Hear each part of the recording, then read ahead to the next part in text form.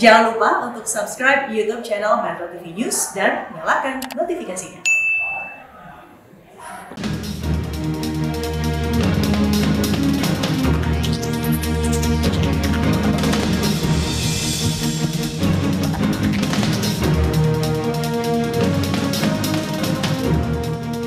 Selamat pagi pemirsa, untuk kesekian kalinya Presiden Joko Widodo memilih sebuah kebijakan yang tidak populis, yang menghadapkan dirinya pada tudingan tidak pro rakyat. Melalui sejumlah kebijakan, Jokowi menunjukkan kepemimpinan yang tidak terjebak dalam pragmatisme politik hanya demi popularitas sesaat. Pemirsa, inilah editorial Media Indonesia edisi hari ini Kamis 22 Oktober 2020 dengan tema Jokowi siap tidak populer bersama saya Leonard Samosir.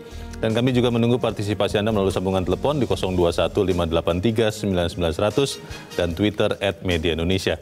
Dan pemirsa, pagi ini telah hadir di studio Metro TV anggota Dewan Redaksi Media Group Don Bosco Slamun. Bang Don, selamat pagi. Selamat pagi Leo. Sehat-sehat Bang? Sehat. Kita tetap menjaga jarak ya. Harus. Mencuci tangan dan menggunakan masker dan menghindari kerumunan. Kita akan bicara soal Jokowi yang katanya siap tidak populer Bang. Ya. Tetapi sebelum itu kita akan lihat dulu ada beberapa berita yang menjadi perhatian media Indonesia untuk hari ini. Yang pertama, ini terkait dengan kejadian di Papua ya Bang ya. Betul. Ini headline media Indonesia untuk hari ini, tuntaskan kasus Intan Jaya tanpa pandang bulu. Maksudnya mandang bulu ini maksudnya apa ini Bang? Bagaimana Bang? Ya, tanpa pandang bulu, dan ternyata dari hasil TGPF di mana di situ ketuanya adalah Pak Benny Mamoto, ya, menemukan adanya keterlibatan aparat keamanan. Oh. Kan gitu. Jadi kalau dibilang tanpa pandang bulu, ya kalaupun yang terlibat melakukan penembakan terhadap pendeta ini adalah seorang aparat keamanan, ya harus tetap ditindak sesuai dengan hukum yang berlaku. Dan itu sudah dijamin oleh Menko Polhukam, Mahfud MD. Tapi peristiwa sesungguhnya mungkin kita harus menunggu ya, apa penjelasannya nanti ya? Kita perlu membaca lebih dalam hasil TGPF-nya. Oke, baik. Kita harapkan semua pihak menunggu dan bagaimana kelanjutannya kita akan ikuti sama-sama. Kita tinggalkan berita itu, kita ke berita selanjutnya. Masih dari halaman 1, halaman muka di harian Anda, pemirsa, kali ini terkait dengan pilkada serentak. Petahana lancung manfaatkan dana COVID. Ini maksudnya apa nih Bang Don? Petahana lancung. Nah, kita pernah bicarakan di tempat ini tentang kemungkinan menggunakan dana COVID untuk kepentingan politik. Dan ternyata ada sinyalemen yang memperlihatkan bahwa ada dana untuk COVID justru dipakai untuk keuntungan politik oleh para petahana. Kan kita waktu itu mengingatkan sebetulnya sumbangan atau dana itu harus sampai tepat waktu. Jangan tunggu ketika pilkada berlangsung. Dan kelihatannya mungkin ada 1-2 yang menggunakan itu ketika justru saat-saat menjelang pilkada ini. Gitu. Dan itu yang kita bilang itu tidak manusiawi dan itu tidak bagus dan tidak proper secara etis untuk kepentingan rakyat. Sambil menyelam minum minuman ringan begitu ya. Tapi pertanyaannya Bang, apa iya berani Bang untuk kemudian ditindak? Ini kan petahana loh Bang, ini penguasa loh di daerah loh Bang Don. Gimana Bang? Ya soal berani sih mestinya ada yang berani gitu. Harusnya ini berani, dalam saat-saat seperti ini kan hasrat untuk menang itu kan besar. Dan itulah yang membuat kita berharap pada KPK atau institusi penegak hukum untuk melihat penyalahgunaan dana ini. Baik. Gitu.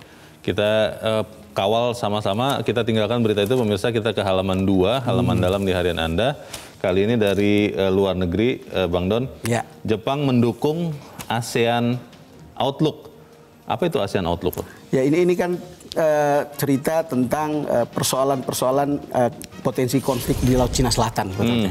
Dan ini sudah menjadi cerita atau menjadi topik umum untuk ASEAN maupun Cina maupun Jepang gitu.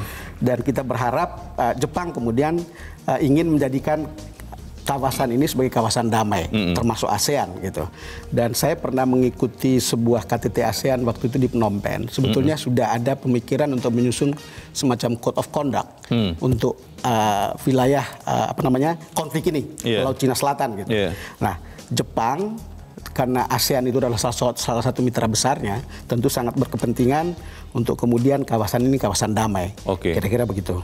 Baik, kita harapkan memang itu tetap dalam kondisi damai karena langsung berdampak juga ke Indonesia, Bang, kalau itu tidak damai. Dan jangan lupa itu soal Natuna dan seterusnya itu masih ada tumpang tindih klaim. Baik, diplomasi internasional kita harapkan mengedepankan kedamaian. Kita tinggalkan berita itu pemirsa, kita langsung ke editorial Media Indonesia. Hari ini tajuknya adalah Jokowi siap tidak populer. Kalau saya ingat kan di dalam janji kampanyenya, kalau di periode kedua ini Pak Jokowi memang mengatakan ya sudah siap untuk tidak populer, Bang. Betul. Apa yang baru dari hal ini, Bang? Sebetulnya tidak ada hal yang baru dari keberanian Jokowi untuk tidak populer. Leo mestinya masih ingat tahun 2014 baru saja terpilih, lalu kemudian dia mencabut subsidi BBM yang bertahun-tahun itu tidak pernah bisa diselesaikan. Sehingga harga BBM waktu itu naik ya? Langsung naik, lalu kemudian ya bahasa Pak Jokowi pada waktu itu ya kita gunakan subsidi ini untuk itu membakar-bakar uang. Uang kemudian hasil subsidinya adalah hasil pencabutan subsidi itu adalah membangun infrastruktur yang sekarang sedang berjalan. Jadi keberanian Jokowi kalau dia tidak kalau dia mengambil langkah-langkah yang tidak populer itu sudah ada sejarahnya. Dan itu bisa kita sebut beberapa lagi yang lainnya. Tapi ada yang mengatakan begini, Bang, kan ada gium Vox Populi Vox Dei. Betul. Suara rakyat suara Tuhan. Kalau tidak populer berarti tidak mau mendengarkan suara rakyat. Apa betul begitu ya? Itu betul.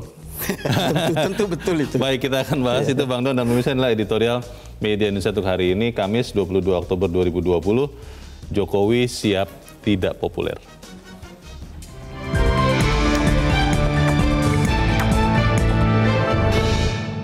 Jokowi siap tidak populer.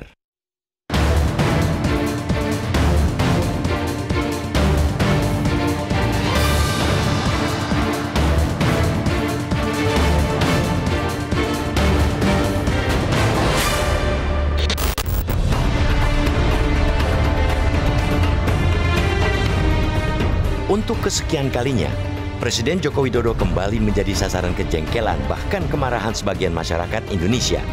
Dia dikritik habis-habisan terkait dengan kebijakan yang sekilas tidak berpihak kepada rakyat. Tak cuma kritik, hinaan juga membanjiri Jokowi pasca disahkannya Omnibus Law Cipta Kerja. Undang-undang sapu jagat itu merupakan inisiatif pemerintah yang disetujui DPR dalam rapat paripurna pada 5 Oktober silam setelah melalui pembahasan cukup panjang. Undang-undang Cipta Kerja memang syarat pro dan kontra. Mereka yang pro menilai undang-undang itu merupakan wujud reformasi besar bagi perbaikan tata kelola perekonomian, utamanya investasi. Mereka yang kontra berpendapat undang-undang itu terlalu berpihak ke pengusaha dan menyengsarakan kaum pekerja. Penolakan pun marak hingga sekarang. Unjuk rasa besar-besaran yang digelar mahasiswa, pelajar, dan kalangan buruh terus terjadi di banyak daerah. Tak cuma DPR yang mengesahkan Undang-Undang Cipta Kerja, Presiden Jokowi juga menjadi sasaran tembak pengunjuk rasa. Narasi-narasi bahwa Jokowi telah berpaling dari rakyat disuarakan di mana-mana. Dia dicap sebagai pemimpin yang ibarat kacang lupa kulitnya. Pemimpin yang dengan gampang meninggalkan rakyat setelah berkuasa. Intinya, pada saat ini Presiden Jokowi menjadi salah satu sosok yang paling tidak populer di mata sebagian rakyat. Di dalam negeri, Jokowi sedang tidak populer karena dia menginisiasi kebijakan yang tidak populer bernama Undang-Undang Cipta Kerja. Bukan kali ini saja pula dia berada pada posisi itu. Penyebabnya pun sama, yakni lantaran dia membuat kebijakan yang tidak populer. Tahun lalu, Jokowi juga kerap jadi samsak hidup. Dia dihujani pukulan kritik hingga hinaan dari segala penjuru setelah menaikkan iuran BPJS Kesehatan hingga 2 kali lipat dari besaran sebelumnya. Pun ketika Jokowi memutuskan untuk memindahkan ibu kota dari Jakarta ke Kalimantan Timur dengan biaya mencapai 466 triliun rupiah. Tatkala mengamini revisi undang-undang tentang KPK yang oleh sebagian pihak dianggap langkah mundur dalam perang melawan korupsi, Jokowi kembali menjadi sasaran demonstrasi.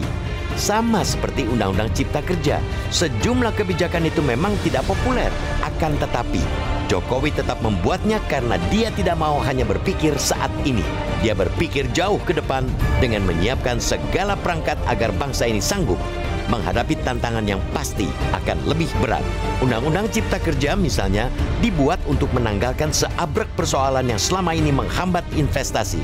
Undang-undang itu menyederhanakan sekaligus memangkas obesitas aturan maupun perizinan sehingga investor akan lebih tertarik berinvestasi. Jika investasi bertumbuh, lapangan kerja pasti bertambah. Dan ujung-ujungnya angka pengangguran akan berkurang.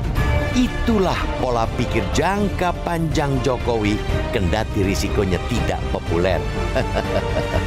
Pola pikir itu pula yang melandasinya ketika membuat kebijakan-kebijakan yang tak juga populer sebelumnya. Penaikan iuran BPJS Kesehatan umpamanya terpaksa dilakukan agar sistem jaminan kesehatan nasional tak berhenti akibat anggaran tak cukup lagi. Revisi Undang-Undang KPK terpaksa dilakukan agar pemberantasan korupsi berjalan di koridor yang benar. Seorang pemimpin seperti halnya Jokowi yang genap 6 tahun memimpin Republik ini memiliki dua pilihan. Dia bisa berpikir hanya untuk kepentingan sendiri dengan membuat kebijakan yang populer meski sebenarnya tak baik bagi masa depan bangsa, atau dia tak peduli dengan diri sendiri dan berani membuat keputusan yang membuatnya dimusuhi sebagian kalangan, tetapi sejatinya baik untuk masa depan negeri. Pemimpin hebat ialah pemimpin yang tidak terjebak dalam pragmatisme politik hanya demi popularitas sesaat. Dia akan terus bekerja dan membuat perubahan meskipun orang-orang tidak menyadari dan mencemoohnya.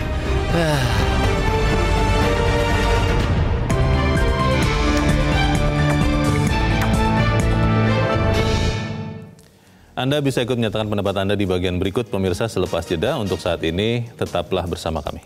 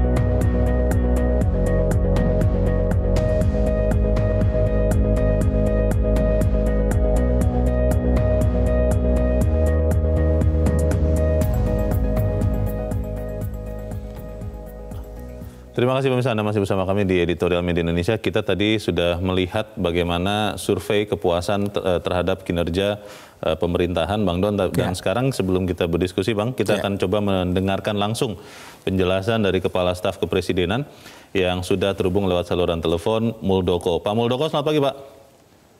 Baik, selamat pagi, Mas. Pagi, Pak Muldoko. Melihat perkembangan terakhir, ada orang-orang yang mengatakan bahwa Joko Widodo saat ini semakin tidak bersifat populis, tidak mau mengambil kebijakan populis. Kemudian juga ada yang mengatakan bahwa pemerintahan sekarang tidak mau mendengarkan suara rakyat. Penjelasan Pak Muldoko seperti apa? Silakan, Pak. Begini ya,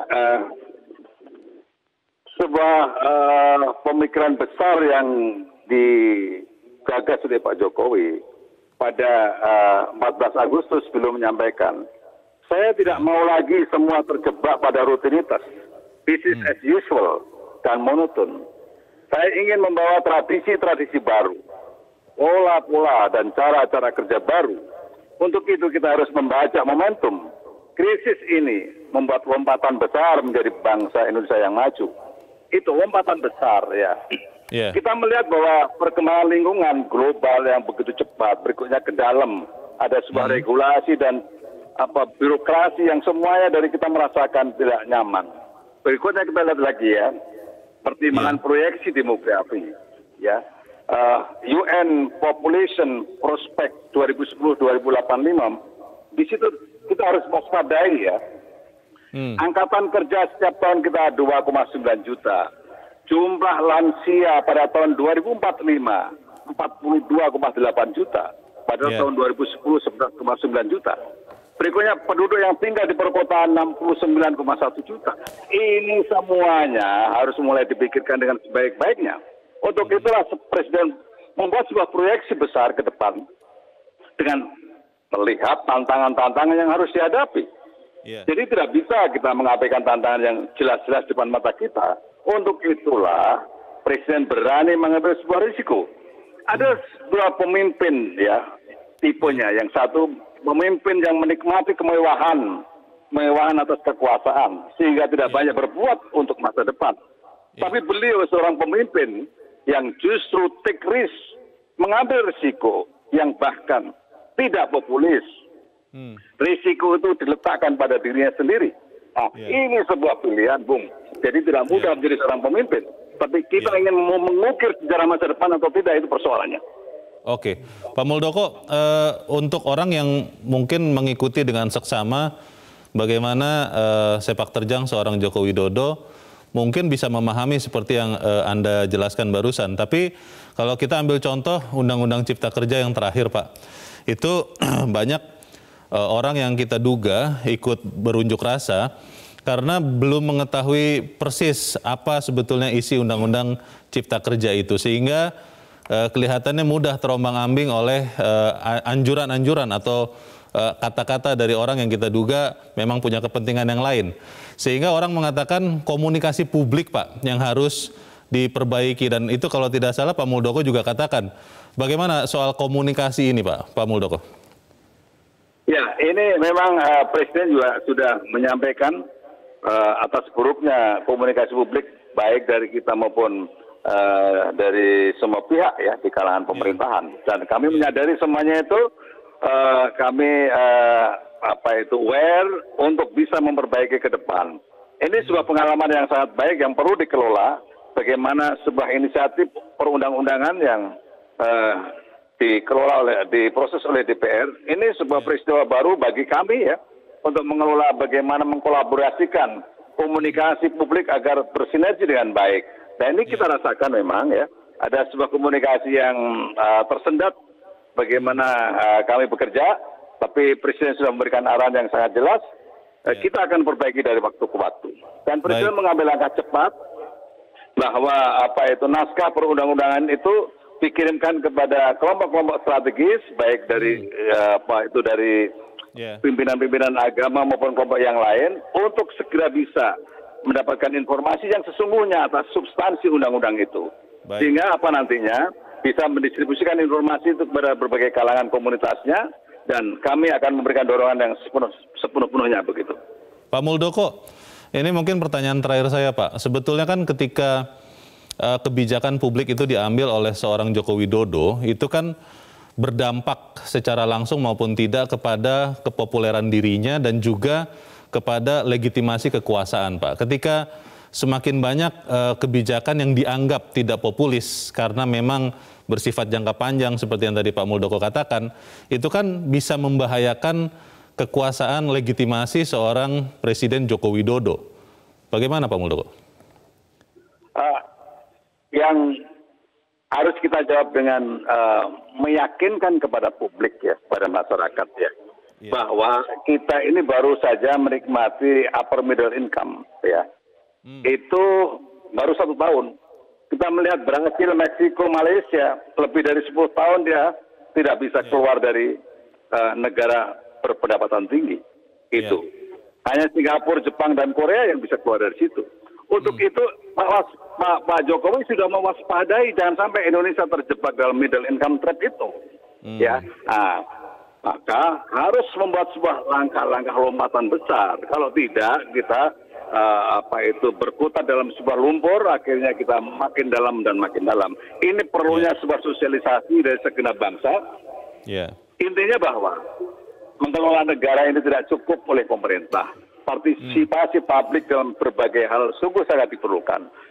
Apalagi kita saat ini menghadapi game changer baru ini ya, COVID-19 yang tidak kita perkirakan sebelumnya, maka sesungguhnya di sini adalah yang diperlukan bagaimana kita bersatu padu bangsa ini menghadapi sebuah situasi yang cukup sulit ini. Baik. Terima kasih Pak Muldoko sudah menjelaskan kepada kami. Selamat pagi Pak Muldoko. Pertanyaannya kembali Bang Don, ke pertanyaan saya sebelum jeda tadi. Vox Populi, Vox Dei, suara rakyat, suara Tuhan.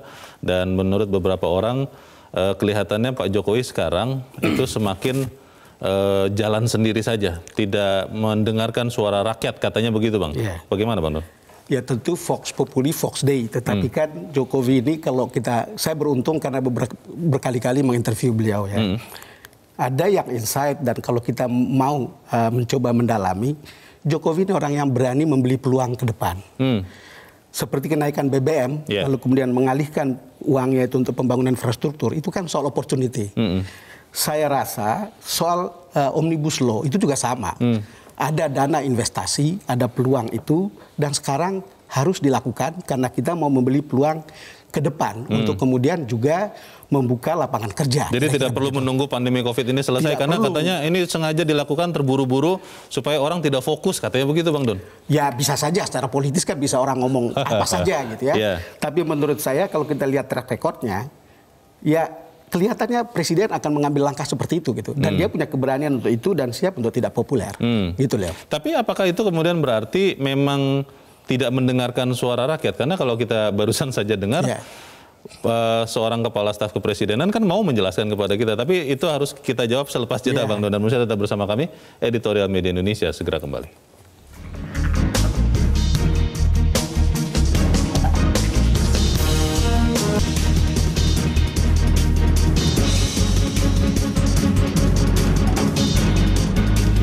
Terima kasih pemirsa, Anda masih bersama kami.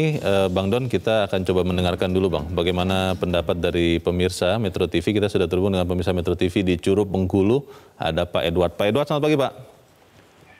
Selamat pagi Bung Leonard, selamat pagi Don Bosco Salamun. Selamat pagi Pak. Bagaimana Pak Edward, pendapat Anda Pak? Saya teringat dengan apa kata-kata Jokowi pada pelantikan dia yang kedua, bahwa sekarang saya akan memimpin dengan tanpa beban. Ini saya ingat betul kata-kata ini. Jadi apa yang dilakukan Jokowi betul. Contoh Omnibus Law itu sudah terpikirkan sejak tahun 2016 pada periode pertama. Tapi pertimbangannya kalau dia lakukan saat itu, dia sulit untuk membangun Indonesia ini dengan merata ke seluruh penjuru bumi Indonesia dari barat sampai ke timur, dari utara sampai ke selatan, karena dia akan dijegal. Pada periode kedua ini betul-betul dilaksanakan. Sekarang kita ambil contoh. Saya pribadi mengalami kasus BPJS. Saya pernah kateter 18 juta, saya cuma bayar iuran 50.000 satu bulan. Kalau mau bayar 18 juta itu 30 tahun saya ngumpulkan duit itu. Ada keuntungan dari, jadi kalau BPJS dinaikkan, ya wajar lah kalau yang mampu memberikan subsidi kepada. Kalau yang miskin betul silakan pakai KIS, gratis kartu Indonesia. Ini betul-betul tindakan yang tidak populis dilakukan Jokowi seperti Omnibus Law. Ini kan pandangan yang jauh ke depan, yang memikirkan bangsa ke depan. Tanpa memikirkan kepentingan sesaat saat ini. Suatu hal yang luar biasa dilakukan seorang pemimpin. Dia tidak memikirkan apa kepentingan kekuasaannya. Dia memikirkan kepentingan bangsa ini supaya maju. Diperhitungkan bahwa 2-3 juta tenaga kerja akan muncul setiap tahun. Baik, terima kasih Pak Edward di Curup, Bengkulu untuk pendapat Anda. Selamat pagi Pak. Di belakang Pak Edward ada Pak Bambang di Surakarta, Jawa Tengah. Pak Bambang, selamat pagi. Pak Bambang, selamat pagi. Pak Bambang di Surakarta, Jawa Tengah, selamat pagi. Kelihatannya masih belum bisa tersambung.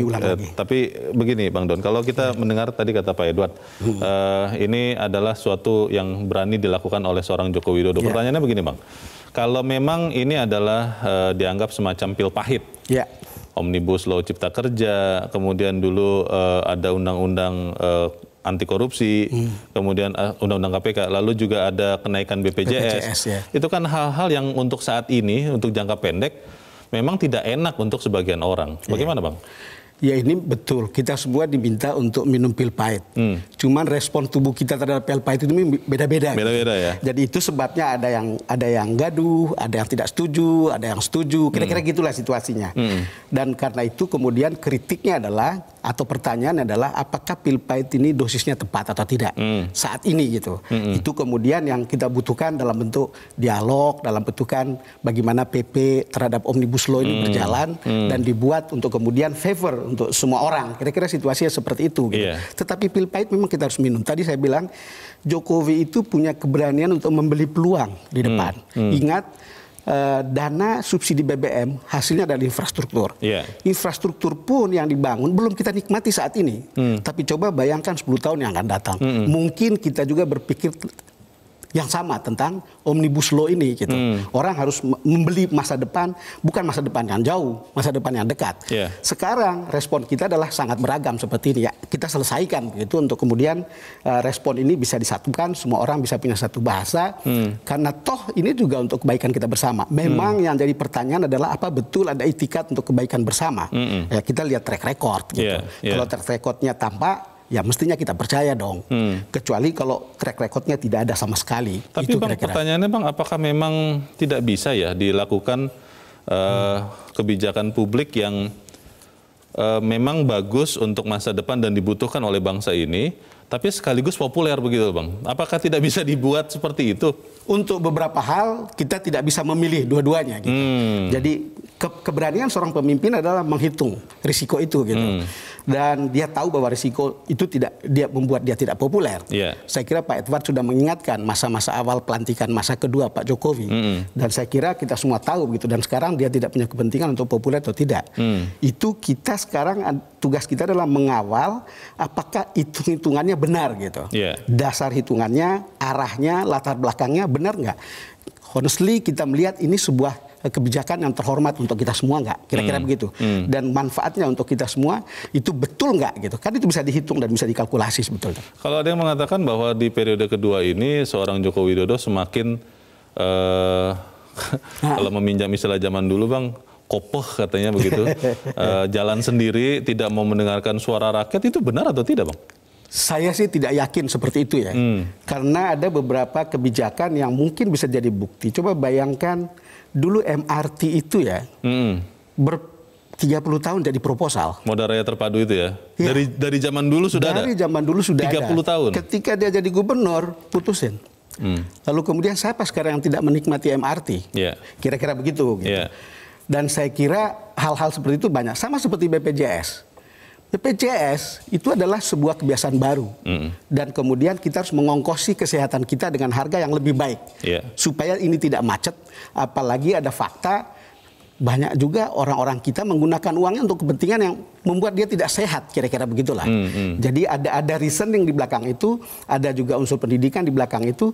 Tetapi kita bisa melihat sistem kesehatan kita mungkin akan berjalan lebih baik dari hari ke hari. Gitu ya. Ada yang menyoroti begini Bang. Sebetulnya yang tadi dikatakan oleh Bang Don dijelaskan bahwa ini adalah membeli peluang, mewujudkan harapan di kedepan hari. Itu bisa lebih tidak menuai tolakan-tolakan atau serangan-serangan kalau dijelaskan lebih awal, lebih masif, lebih jelas dan dilaksanakan lebih konkret oleh bukan hanya seorang Joko Widodo, tapi mungkin oleh menteri-menterinya, oleh kepala-kepala daerah yang lain. Ini bagaimana kondisi sekarang, Bang? Ya itu kan selalu dianggap bahwa atau ada kesan Jokowi itu bekerja sendirian. Gitu. Ya memang Jokowi sangat menonjol karena visi yang ada kan visi presiden. Dan orang atau para pembantunya menjalankan visi presiden. Tetapi kan tidak berarti bahwa orang lalu kemudian melihat begitu saja. Saya sih yakin bahwa ada orang yang membantu gitu. Cuman apakah punya keberanian untuk membantu dan bisa membuat lebih baik dari apa yang dibuat oleh Jokowi misalnya, itu kan pertanyaannya. Tapi setiap orang mestinya memberikan kontribusi sehingga terlihat bahwa orkestrasi pemerintahan ini adalah pemerintahan yang solid, pemerintahan yang kuat untuk menjalankan kepentingan umum secara lebih baik begitu. Karena masih ingat saya Bang tentang komunikasi di periode pertama itu kalau tidak salah di ujung-ujung pemerintahan yang periode pertama akhirnya pemerintah lebih banyak bersuara, lebih banyak mengkomunikasikan karena ternyata saya pun melihat Bang, ketika komunikasi itu dilakukan, saya baru sadar ada waduk-waduk besar yang sudah dibangun, ada jalan tol Trans Sumatera yang sudah dibangun, tol Trans Jawa sudah menyambung, bandara banyak dibangun, listrik sekarang hampir tidak pernah lagi kalau di Jawa ya, mohon maaf untuk para pemirsa yang mungkin di luar Jawa, Sumatera, yang hampir tidak pernah padam lagi. Nah, hal-hal seperti ini kan sering masyarakat itu semacam taken for granted Bang. Tidak melihat ini adalah buah dari suatu kerja keras yang dilakukan mungkin tidak terlalu ramai. Nah soal komunikasi ini Bang, apakah memang cukup sekarang seperti ini atau bisa ditingkatkan lagi? Ya, salah satu handicap pemerintahan Jokowi masalah komunikasi. Celakanya adalah sekuat apapun komunikasi yang disampaikan kepada publik, tapi di tengah-tengah disrupsi media sosial yang begitu besar, itu betul-betul membutuhkan kekuatan lebih gitu. Itu sebetulnya yang diperlukan saat ini gitu. Kekuatan untuk menyampaikan itu kepada publik, tapi ya memang harus dimulai dengan berbagai kebijakan itu harus didialogkan, diwacanakan secara luas, karena itu juga itu kan ada berkat juga dari keluasan media sosial kan. Jadi semua orang bisa berpartisipasi. Jadi ada manfaat dan kemudian bisa dibicarakan secara luas. Sehingga kalau sudah dibicarakan secara luas, pada ujungnya kan orang bisa memahami gitu. Nah, tetapi kekuatan atau diksi untuk menyampaikan itu memang menurut saya diperlukan betul-betul, karena Jokowi sendiri bahasa tubuhnya bahasa komunikasi yang baik begitu, tetapi kekuatan diksi itu juga menjadi persoalan. Mestinya ada orang yang betul-betul membantu untuk menyampaikan itu dengan loud and clear gitu. Komunikasi kebijakan publik sering dilihat bahwa ini menjadi PR yang harus lebih banyak dikerjakan oleh pemerintahan Jokowi Ma'ruf Amin. Kalau kita melihat ini Bang, apakah memang kemudian teorinya semua kebijakan publik yang akan dikeluarkan harus dikomunikasikan dari awal sekali, atau memang ada kebijakan-kebijakan yang katakanlah seperti Cipta Kerja begitu, yang memang lebih baik tidak terlalu banyak diumbar di awal, karena nanti bisa rawan diselewengkan, rawan disalahartikan, rawan ditunggangi, sehingga ya sudah ambil saja keputusan itu, tidak lama setelah diambil keputusan baru dikomunikasikan.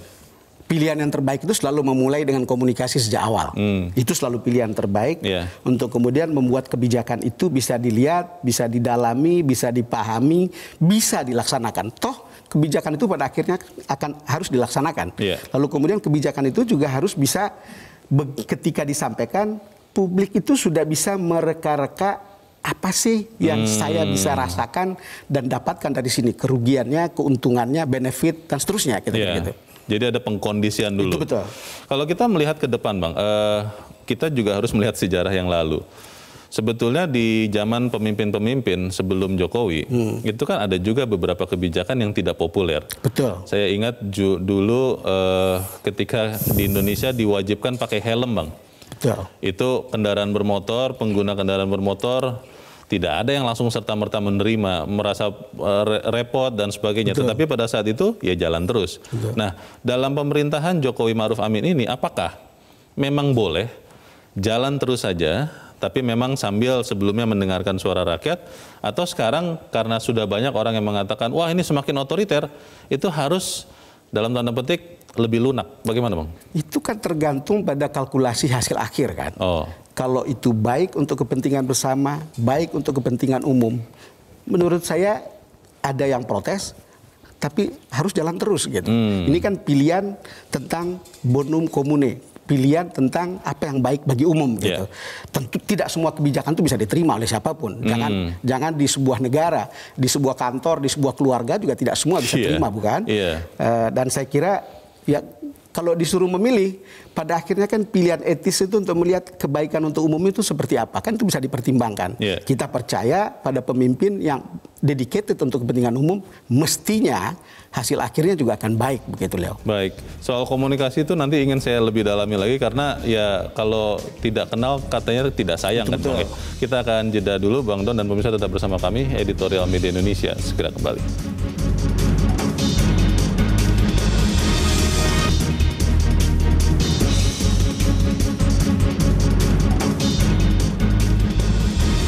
Terima kasih pemirsa, Anda masih bersama kami. Kita di bagian akhir dari diskusi kita pagi ini. Bang Don, tak kenal maka tak sayang. Betul. Kalau saya tidak tahu bagaimana pola pikir Bang Don, saya mungkin tidak, atau pasti tidak bisa menyayangi Bang Don. Harus dikomunikasikan. Itu dia, Abang harus mengatakan apa yang diharapkan. Nah, kalau seorang pemimpin yang berani tidak populer, tapi sebetulnya melakukan hal-hal yang baik untuk masa depan rakyatnya, tapi tidak mengkomunikasikannya dengan baik, kan bisa jadi masalah Bang. Betul. Makanya sebetulnya sekarang ini tidak ada satu hal pun yang bisa kita sembunyikan. Kita menyembunyikan hari ini, besok terungkap. Kita berbohong hari ini, besok terungkap. Semua jejaknya bisa dilihat. Artinya apa? sekarang ini eranya transparan betul. Dan saya kira ketika membuat kebijakan publik kan, termasuk soal penyusunan perundang-undangan, itu kan selalu ada fase uji publiknya. Lalu kemudian masuk ke fase berikutnya. Fase uji publik adalah bagian di mana kemudian rakyat ikut bicara. Betul. Ikut memberikan kontribusi, ikut mempersoalkan, ikut memprotes, ikut apa saja di situ, dan ikut memberikan pertimbangan. Dan memang perlu ketelatenan untuk mendengar itu semua.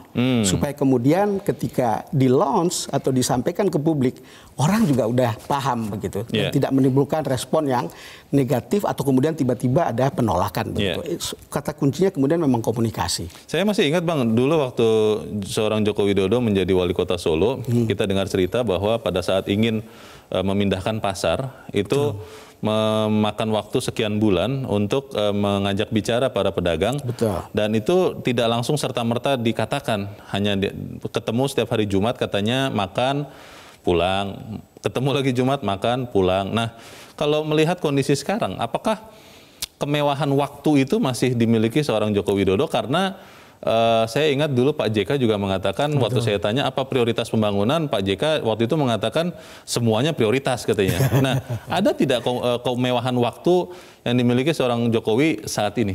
Saya rasa itu problem memang bagi seorang Presiden Jokowi kan, karena posisinya sebagai presiden. Saya kira selain kasus Solo, juga dulu ada Tol Jor ya.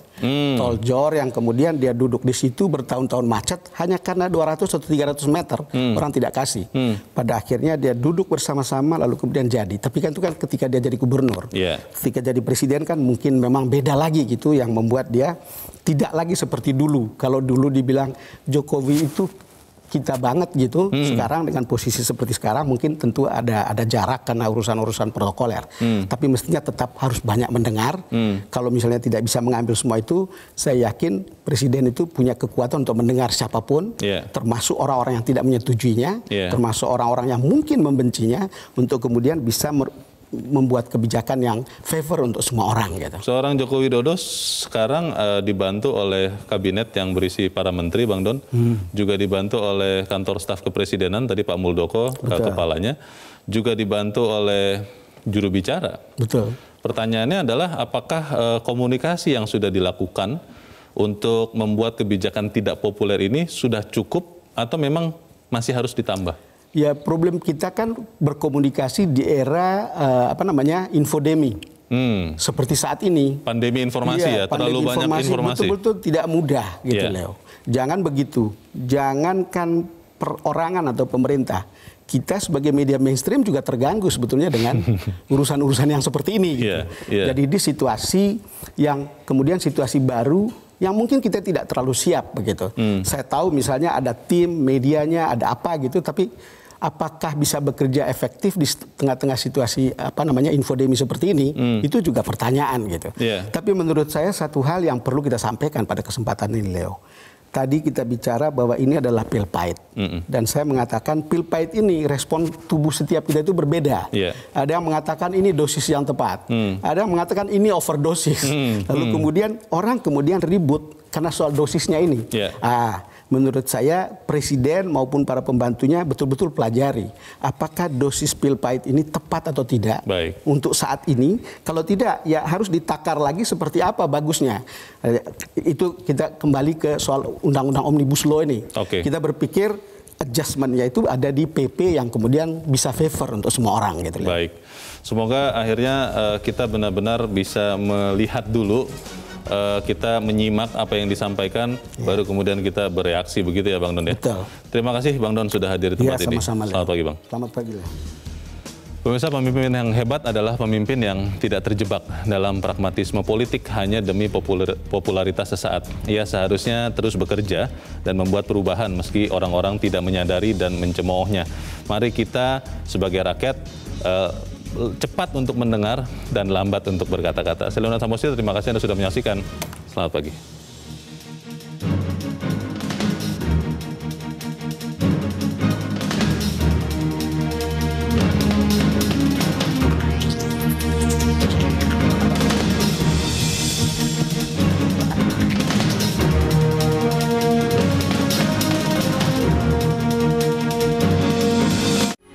Metro TV, knowledge to elevate.